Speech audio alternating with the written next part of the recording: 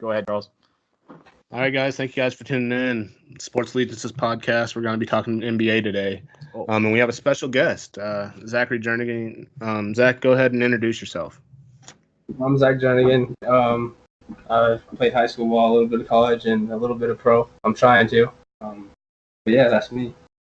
Okay, well, Nice, man. fairly modest. He plays in Australia, trying to get a pretty decent contract. We have Aaron McFessel, Alex Muncy, and Steven Guerin.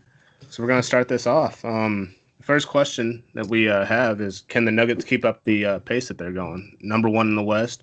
Can they keep that the whole year, definitely through the All-Star break? I'll pass it to you guys. I'll go. I think the Nuggets can – I think they will keep the pace because if you look at it, they're one of the youngest teams, but they're dominating like one of the oldest teams, if you really think about it. The Joker, I guess that's his nickname. He's probably, besides Embiid, Drummond, honestly, just those two, I think he's the most dynamic center in the league right now. And I think if he holds it, showing an MVP caliber, he's going to at least get him to second round or Western Conference, maybe not further. Who knows? But I do think they'll keep it up. But, Alex, what are you thinking on that? I agree with you on that. It's when Jokic is out or when he has a down game, it seems like they don't know what they're doing. So the offense definitely runs through Jokic. I think down the road, after the All-Star break, I think they're going to drop to third because after the All-Star game, players start getting tired. We're already playing injured, so I think we're going to drop to third, which is okay. I still think we're going to finish better than Golden State. Okay. So, what about you, Aaron? Okay. Well, I think there's no secret that Nikola Jokic is a top 3 talent in the league and obviously the best player on our squad. But I found it interesting what Mike Malone said about him in an interview a couple weeks ago when they were still number 1 in the West. But Denver's kind of a streaky team, and Mike Malone said Nikola Jokic will be the best player on the court, and he doesn't even need to score a single point. Yeah. Like, that says a lot, the way that he can facilitate a game without even scoring the basketball. And credit Jamal Murray for really stepping up this year and watching him the way he can close out games. I mean, it's like Kyrie Irving in a sense that he can take a ball game over late and pretty much ice any chance that the other team, ice the chance the other team has. I think Alex is kind of on the money. Will we keep up a number one seed pace? I don't think so. I can see him sneaking in as a 2 or a 3 up there and very competitive. Houston is getting hot, and I don't see them slowing down. I think they'll take over the 1 spot back after a real rocky start. But yeah, no, I'll pass it off to whoever thinks differently. What do you think, Steven? I mean, that's some high praise for Jokic. I mean, top 3 player in the league. I mean, Top 3 big man. I should. Okay, all right. Top 3 big man. Yeah, okay, he's that's top fair. 3 center. Yeah, I was like top 3 in the league. I was like, wow, that's high praise. I'm like, okay. I'm a homer, but come on now. No, I think all around, I think they're a fun, young, exciting team to watch, and I think that I think that's always kind of been Denver's, forte. I mean, it doesn't matter who the coach is. I mean, kind of always going back to like George Karl days, running, playing fast, playing good D, like it just being a good all around team. I think that's what they've always excelled at. You play at altitude, right? I mean, that's, to me, I think sometimes that can be a definite advantage.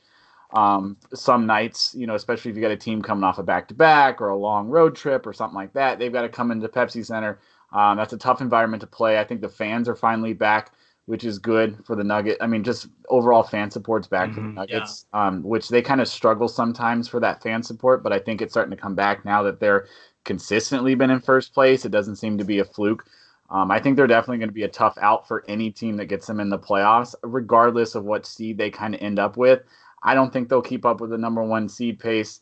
I think that's just really hard in the NBA to do unless if you're not an elite level team, like you're not going to be a number one seed. So I think they fall to that 3 or 4 spot, and I think they'll be just fine there. Though I think that's kind of where they want to be. Let the higher teams kind of get, you don't want to be, I don't think you necessarily want to be going into the playoffs as the number one seed with a big target on your back. Especially with teams like Houston and Golden State lurking out there that have way more experience in the postseason than you do. So I think they definitely probably want to get their feet wet as a 3 or 4 seed and then get into the grind of the playoffs that way.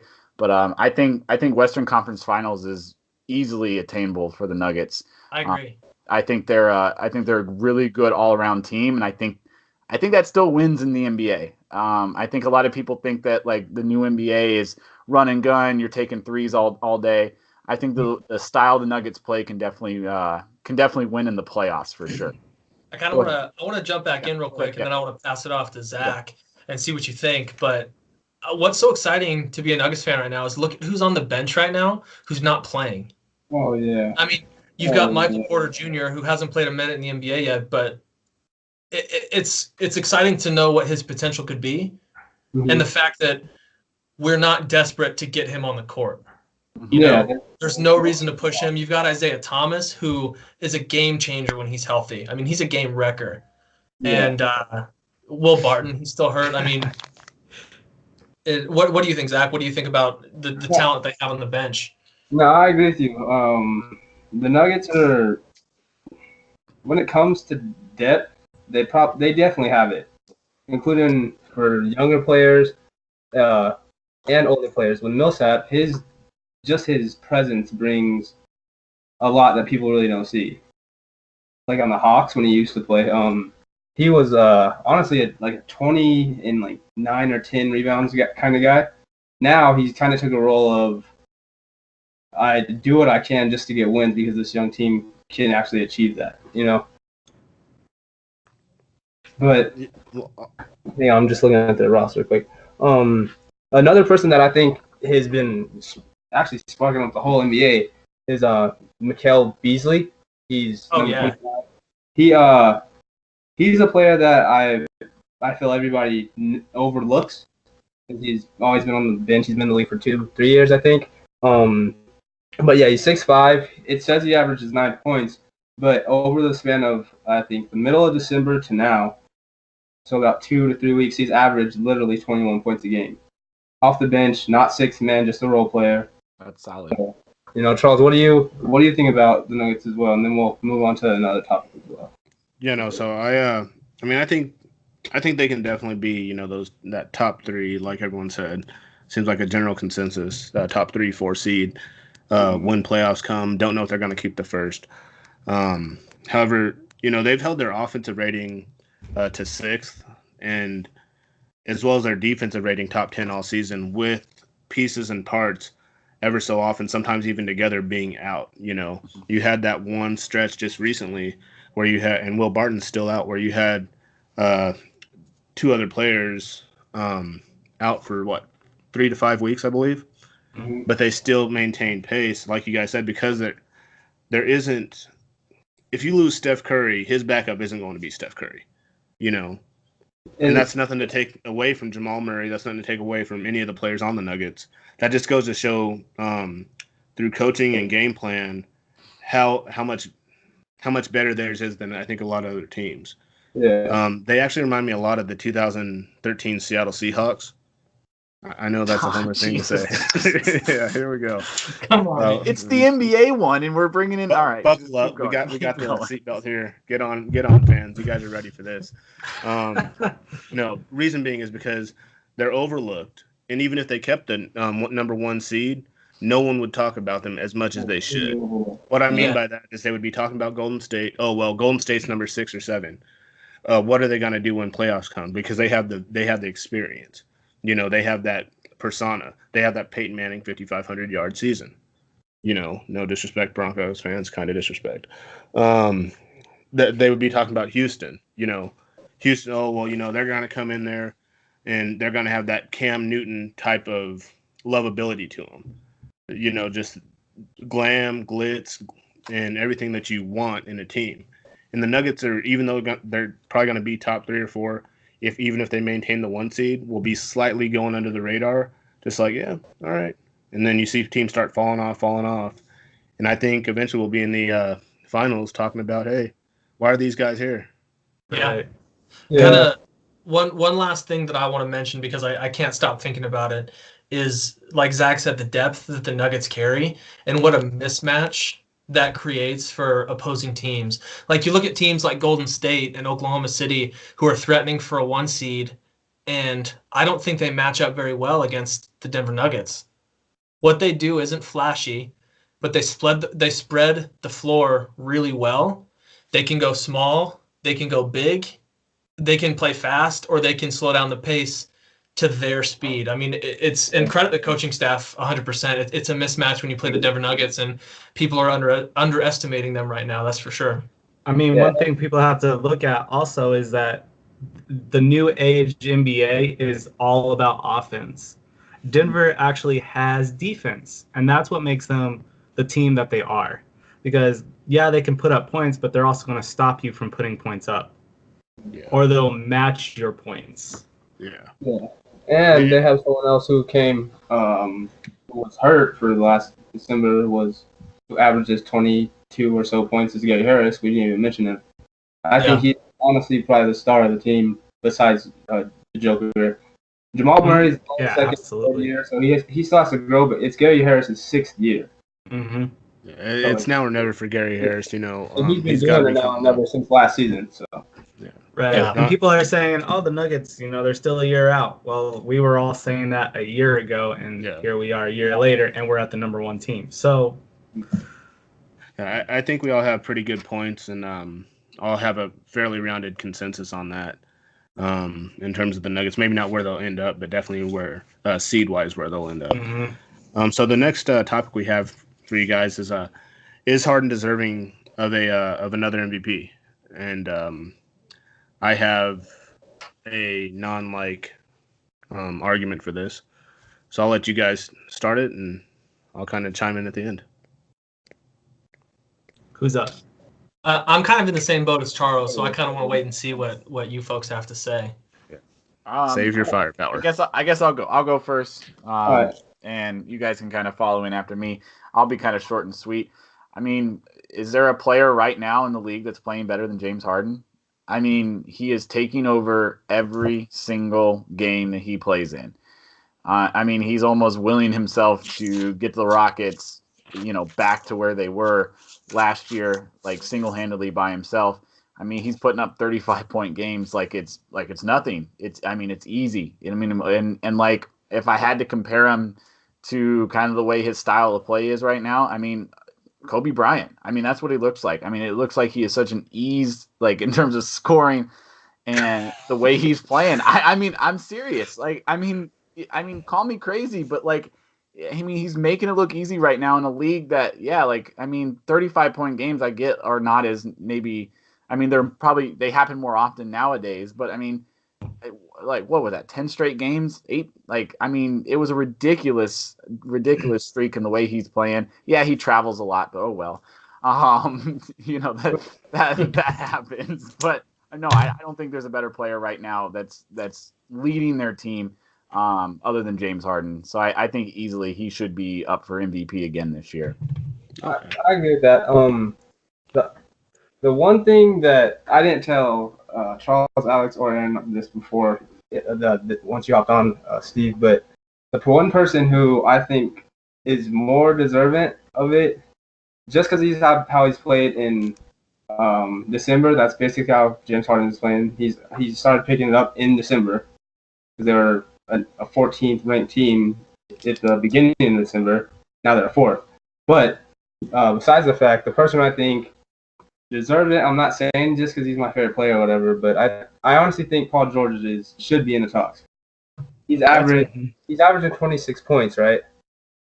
But I think for 3 weeks straight, he was on a tear for averaging 34 points every game.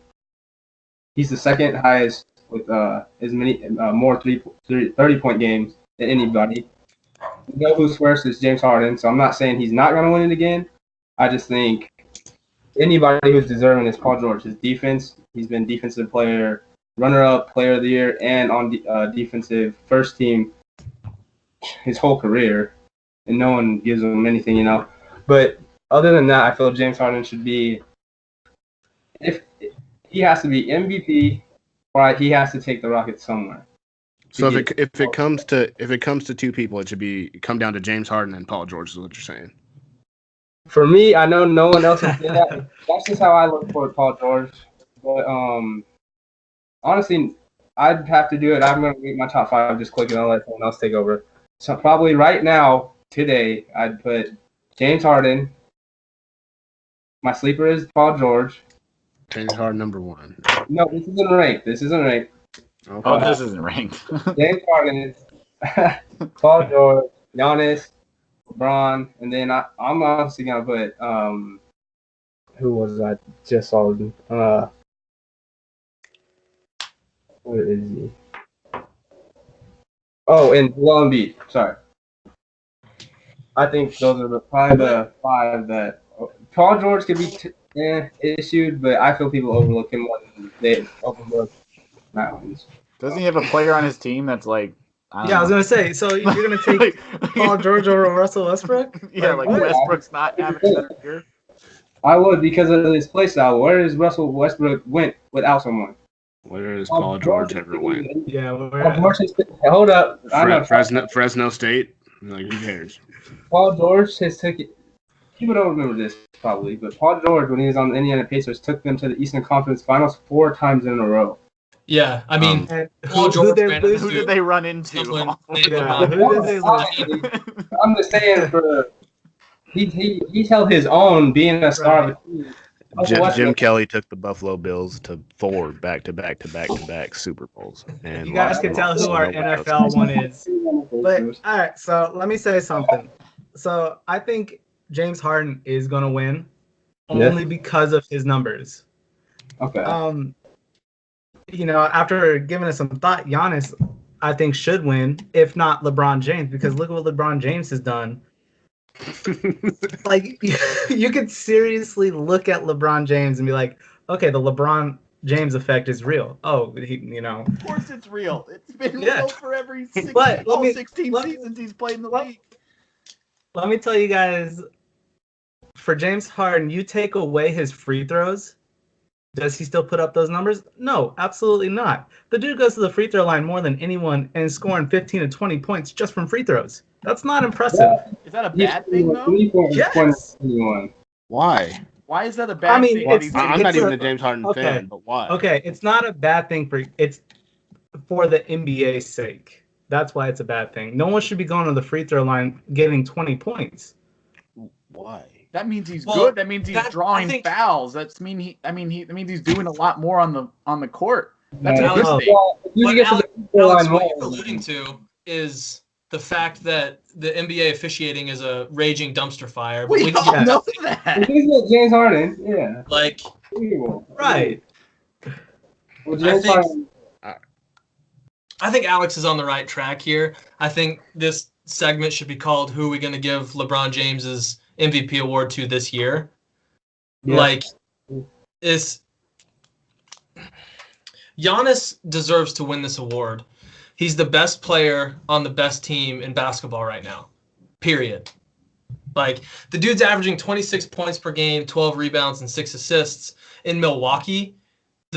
Milwaukee is the best team in basketball right now. So he should be averaging more because he's in Milwaukee. It's not even close. Like, James Harden is putting up freak numbers, but it's going to be another embarrassing playoff exit for James Harden because that team is not built to go deep into the playoffs. Well, thank God MVP is only voted for in the regular season. Like, James Harden is the flashiest. He's the best flavor of the month right now. Look at how dysfunctional Houston was at the start of the season. Mm-hmm. And they caught fire right now because James Harden caught fire. James Harden caught fire. He can't sustain that. That's what MVP do. Giannis is the most consistent player in the league right now. And he's the best player on the best team. That's all I think is necessary.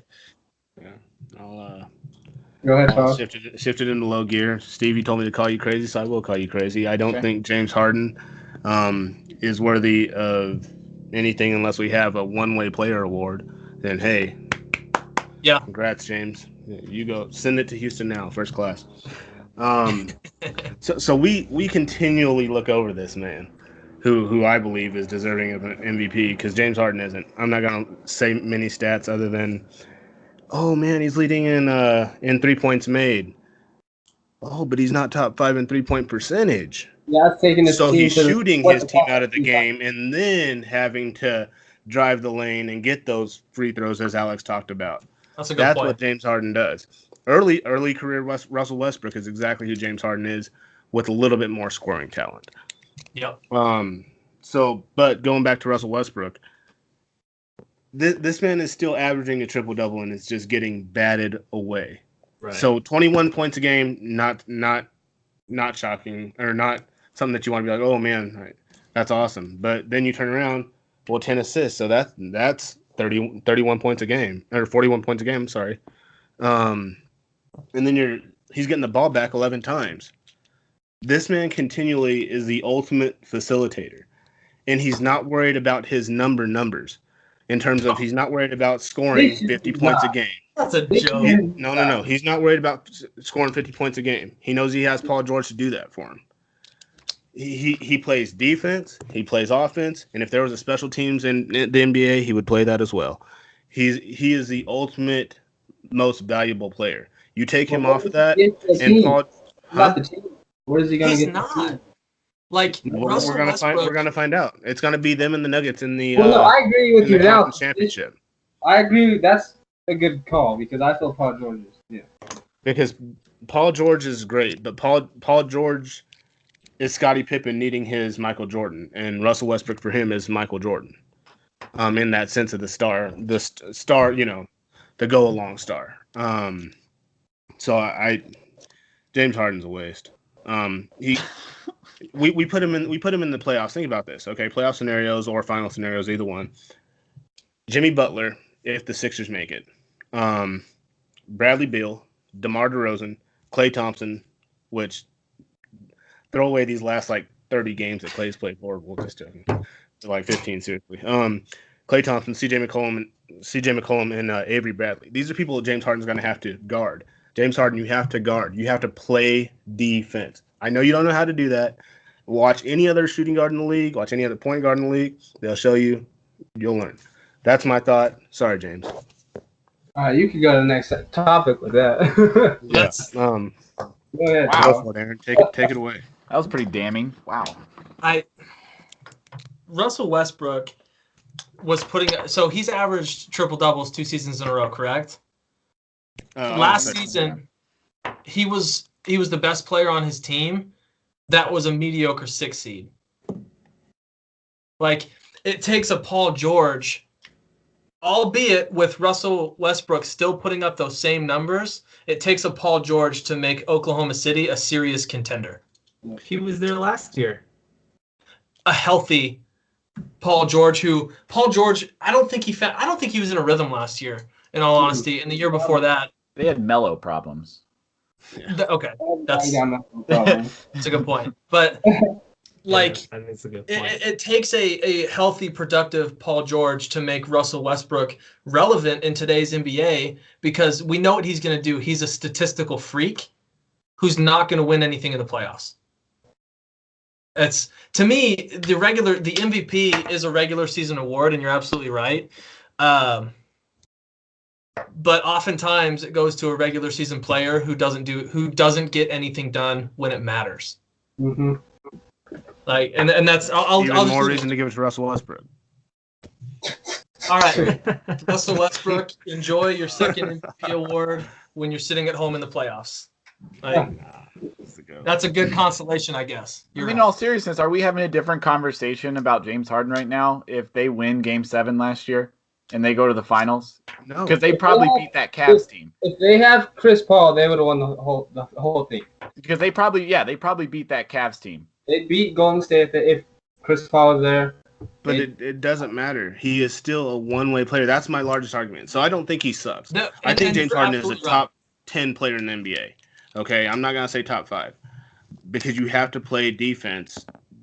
You have to play a complete game. I'm sorry. You're 100% correct. Yeah, you have to play a complete game to an extent. Like if you watch the greats, like look at LeBron James. He knows when to turn it up on the defensive side. He doesn't play defense full blown 110% every single trip down the court, but he's considered one of the best defensive players in the league. Why? Because is he plays that? more than 10%. No, well, he plays when he knows he has to. He's not wasting his energy. Like it takes energy to play defense. It does. Your legs get heavy, your legs get tired, your jump shot goes away, right? And now not only are you going to be struggling on defensive side, you're going to be struggling on the offensive side. So I think you got to give James Harden a little bit more credit in terms of, hey, you got to know when to turn it on and when to turn it off, especially when playing defense in the NBA. I will concede that fact to you when I see any flashes of James Harden playing any valuable defense for his team. That's fair. Yeah. Okay. Like I agree with you. I agree. Like no one turns it on and off better than LeBron James in this league, and he's done so for 16 years. Mm-hmm. But James Harden has never played defense. Oklahoma City, Houston. Yeah. Period. I mean, the dude is. Yeah, he's a young Russell Westbrook who's going to turn into an old Russell Westbrook, still with no championships. That's so yeah. He never played defense at ASU, but let's get moving here. I maybe got a little too hot. I do. James Harden is Andrew Luck of the NBA, to me. But so anyway, Golden State. What's the reason for their fallout? What's going on? Let's get you guys' thoughts, comments or concerns with what's going on down in Golden State. What do you guys all think? Because they want to. Yeah. They are, on paper, they are arguably the best team right now. They want to be where they're at. Well, what people have to know is Golden State's still Golden State with Boogie Cousins. Yeah. Honestly, they're probably going to get to the Western Conference Finals, even though no one wants to say it. They're going to. Mm-hmm. Like, look at their team. They have depth. He hasn't even came back yet because he wants to be 100% because he knows they can win the whole thing if they're all together. Klay Thompson, if you look at it, all of his start of his seasons have always been rough. Always. I don't know why. But once All-Star break stops, he just turns something on, and then he's averaging 25 points a game with KD, who's averaging 28, with Curry, who is averaging 27 or whatever after All-Star break. So I think Golden State, I think you can put them in the Western Conference Finals at least, because they're a team that's going to be probably one of the best for a very long time. Even they're compared in our era right now to the Bulls when they won all 6. So that's how I feel about them.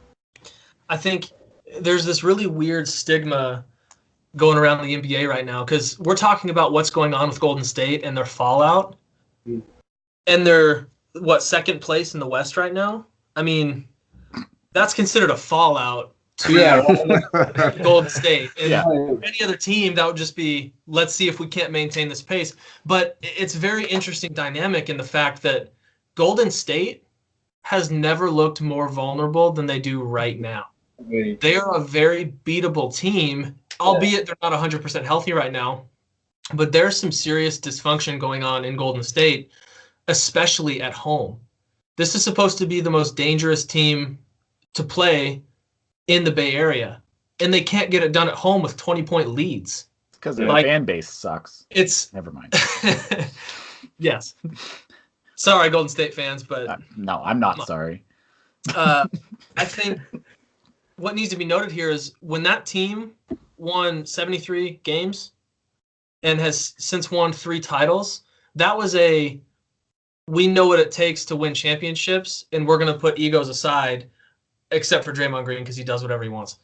Like, right now, this Golden State team is me, and it's amazing to watch a team point so many fingers on the bench and can't close out a 20-point lead at home.